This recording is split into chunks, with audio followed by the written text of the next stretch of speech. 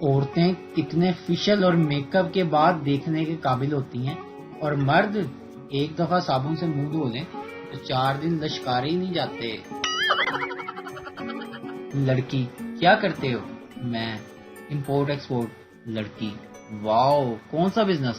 میں: ایک گروپ سے پوسٹ کاپی کر کے دوسرے گروپ میں پیسٹ کر دیتا ہوں۔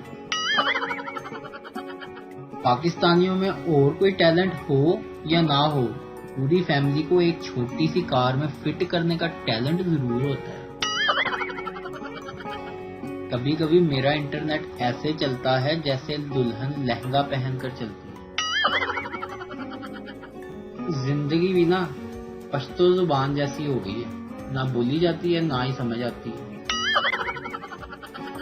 بابا جی کہندے نے غریب کی چھت اور امیر کی ویڈیو لیک ضرور ہوتی ہے۔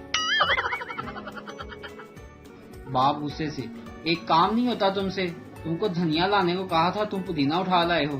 تم کو دھنیے اور پودینے میں فرق نہیں پتا چلتا؟ تم جیسے بیوقوف کو گھر سے نکال دینا چاہیے۔ بیٹا: ساتھ ہی چلتے ہیں گھر سے پاپا۔ باپ: کیوں؟ بیٹا: کیونکہ ماں کہہ رہی ہے یہ میتھی ہے۔